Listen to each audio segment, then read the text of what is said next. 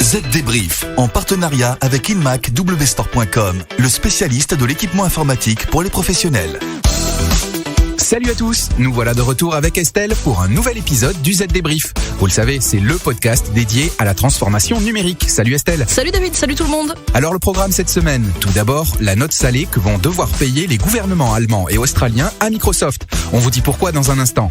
Ensuite, il sera question d'avions autonomes, une prouesse réalisée par Airbus. Il sera aussi question du FBI et de sa capacité à pénétrer les smartphones.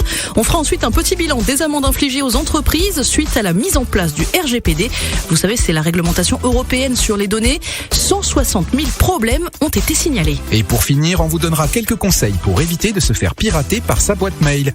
Vous êtes prêts ? Le Z-Débrief, c'est parti. Les dernières infos. Microsoft va donc facturer lourdement les gouvernements allemands et australiens. Berlin vient d'annoncer le paiement d'une note de 800 000 euros. Pourquoi ? Eh bien, juste pour effectuer des mises à jour de sécurité de Windows 7, installées sur 33 000 postes de travail de son administration. Ça fait cher la mise à jour. Le gouvernement fédéral n'a pas eu d'autre choix car les mises à jour gratuites de Windows 7, c'est fini depuis le 14 janvier dernier. De quoi encourager à passer à Windows 10. Et nos amis allemands ne sont pas les seuls à s'être fait avoir. Et oui, en Australie, la note serait de près de 9 millions de dollars. Berlin et Melbourne n'ont pas voulu migrer sur Windows 10 en 2018. Bilan, ils vont payer les mises à jour de sécurité de Windows 7 et de nouvelles licences pour migrer vers Windows 10. Bref, c'est la catastrophe. La prochaine fois, ils sauront quoi faire. Allez, parlons maintenant d'une belle réussite, elle est signée Airbus. Oui, le 18 décembre dernier, le groupe franco-allemand a réussi pour la première fois le décollage 100% automatisé de l'un de ses avions. Les deux pilotes qui étaient à bord ont juste eu à pousser la manette des gaz. Une caméra installée directement sur l'avion et un programme de reconnaissance visuelle ont permis de réaliser l'exploit. Oui, et c'est un logiciel qui doit gérer l'alignement et l'évitement des obstacles. L'équipage ce jour-là a même réussi 8 décollages de ce type sur une période de 4h30. L'idée, c'est de permettre aux pilotes de se concentrer le moins possible sur le fonctionnement des avions et davantage sur la prise de décision stratégique. De nouveaux essais devraient avoir lieu cette année.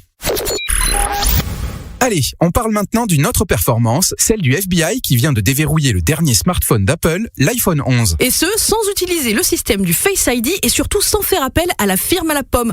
De toute façon, Apple refusait de collaborer. Les enquêteurs américains qui avaient besoin de pénétrer les iPhones de malfaiteurs et même de terroristes ont eu recours au boîtier Graykey, commercialisé par la société Grayshift, avec à sa tête un ancien d'Apple. La bataille juridique entre les autorités judiciaires américaines et la firme à la pomme n'aura donc pas lieu. Jusqu'au prochain épisode. Effectivement.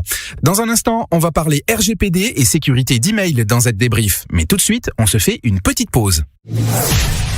Aujourd'hui, en entreprise, la flexibilité et la mobilité sont essentielles pour répondre aux besoins d'interaction et de communication. Avec le PC Lenovo ThinkCentre Nano, optimisez l'espace de travail sans faire de compromis sur les performances et la sécurité. Plus petit qu'un livre de poche, il peut être déployé n'importe où avec un seul câble. Découvrez le PC Lenovo ThinkCentre Nano chez InMac-WStore.com. Le chiffre marché. 160 000 pour 160 000 violations signalées depuis la mise en place du RGPD. Alors tout d'abord, un petit rappel, qu'est-ce que le RGPD ? C'est le nouveau règlement général de protection des données européennes. Son entrée en vigueur date du 25 mai 2018. Et tenez-vous bien David, dans les 8 premiers mois après l'entrée en vigueur, on a compté 247 notifications d'infraction par jour, puis 278 ensuite. La machine tourne donc à plein régime et les amendes pleuvent. Google en France a dû payer à la CNIL 50 millions d'euros d'amende pour des infractions au consentement des utilisateurs. L'Allemagne a présenté une note de plus de 24 millions aux entreprises en infraction et l'Autriche 18. Et les amendes devraient continuer de croître puisqu'elles peuvent atteindre jusqu'à 4% du chiffre d'affaires annuel des sociétés. Certaines ont du souci à se faire. Ça peut toujours être utile. Dans la série donc des recommandations, on vous explique aujourd'hui comment éviter de se faire pirater via un email. Précieux conseil quand on sait que le nombre d'attaques de phishing est en constante augmentation. Oui, et pourtant c'est vraiment simple de les éviter. Donc écoutez bien. D'abord, regardez le site auquel vous renvoie l'email que vous avez reçu, pour une facture insolite par exemple.